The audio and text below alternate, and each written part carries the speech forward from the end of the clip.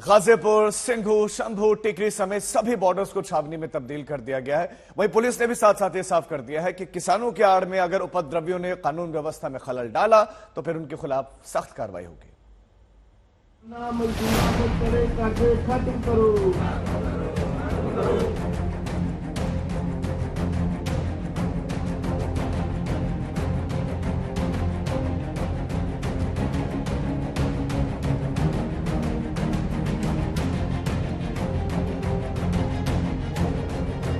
सरकार की तरफ से देर रात तक किसानों को मनाने का सिलसिला चला।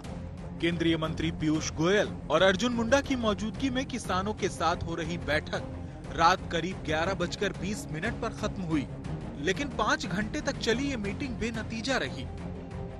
कोई ना कोई निर्णय करे, किसी मुद्दे पे हमें कुछ दे दे तो हम कुछ आंदोलन के बारे में सोचें, लेकिन सरकार के मन में जो मुझे लगता है एक ऐसी बात है कि उसके मन में खोट है। वो हमारा आंदोलन सिर्फ टाइम पास कराना चाहती है, देना हमें कुछ नहीं चाहती। आपको इस दलील से लगेगा 2 साल पहले भी इनमें से अपनी मांगों के ऊपर उन्होंने कमिटमेंट की चिट्ठी लिखकर हमें दिया, तो अब समय मांगने की तो मुझे लगता है जरूरत नहीं थी।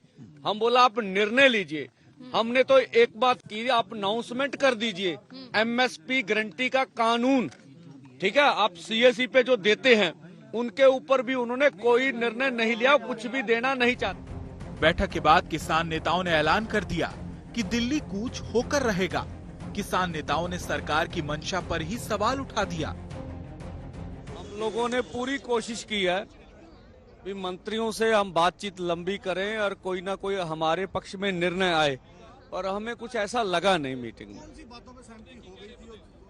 मुझे लगता कोई बात पे ऐसी बात हुई नहीं। अगर कुछ मिल जाता तो फिर हमारा निर्णय शदाउर। देखो गलबात तो जब भी सरकार बुलाएगी हम जाएंगे। अब कुछ मीटिंग में वो दे या ना दे उनकी मर्जी है। सरकार की ओर से आंदोलन पर अड़े अन्नदाताओं को मनाने की हर संभव कोशिश हुई, लेकिन किसान संगठन एमएसपी और कर्ज माफी समेत मांगों पर अड़े हैं। इतना ही नहीं, किसान संगठनों ने 16 फरवरी को भारत बंद का आह्वान भी कर दिया।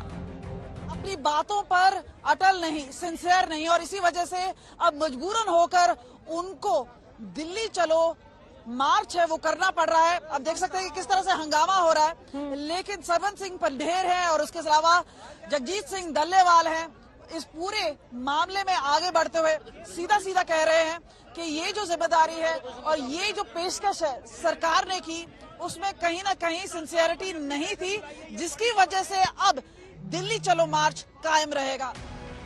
आंदोलन को लेकर दिल्ली और बॉर्डर से जुड़े इलाकों में धारा 144 लागू है। हरियाणा के 12 जिलों में धारा 144 लागू होने के साथ इंटरनेट सेवा पर भी रोक लगा दी गई है। मीटिंग में किसान नेता सरवन सिंह पंढेर, बलदेव सिंह सिरसा, जगजीत सिंह ढल्लेवाल, गुरप्रीत सिंह राजू, शिवराम, अभिमन्यु कोहाड़ समेत 12 किसान नेता मौजूद रहे। दिल्ली और यूपी को जोड़ने वाले गाजीपुर बॉर्डर पर सुरक्षा और बढ़ा दी गई है। NH 24 का सबवे पूरी तरह से सील कर दिया गया है। उधर पंजाब के संगरूर से सुबह 10 बजे करीब 2500 ट्रैक्टर ट्रॉली हरियाणा के रास्ते दिल्ली आने के लिए तैयार हैं। किसानों ने संगरूर के महिला चौक गाँव को अपना बेस कैंप बनाया है। इस बेस कैंप में किसानों का खाने पीने का सामान भी मौजूद है। हरियाणा पुलिस की ओर से अनाउंसमेंट किया जा रहा है कि जिसने प्रदर्शन में पंजाब के किसानों की मदद की, उनके खिलाफ कानूनी कार्रवाई होगी। अब समझिए किसानों की वो कौन सी मांगे हैं जिन पर अभी तक सहमति नहीं बन पा रही है। केंद्र के खिलाफ दिल्ली कूच का ऐलान करने वाले किसान संगठन एमएसपी की गारंटी की मांग कर रहे हैं। साथ ही किसान संगठन स्वामीनाथन आयोग की सिफारिशें लागू कराने पर अड़े हैं। किसानों की पेंशन और ऋण माफी भी इस आंदोलन का बड़ा मुद्दा है। साथ ही किसान संगठन पिछले आंदोलन के दौरान दर्ज मुकदमों को भी खत्म करने की मांग कर रहे हैं।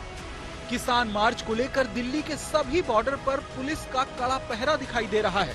ड्रोन से ली गई तस्वीरों में आप देख सकते हैं दिल्ली पुलिस किस तरह किसानों से निपटने की रणनीति बना रही है। आज तक ब्यूरो।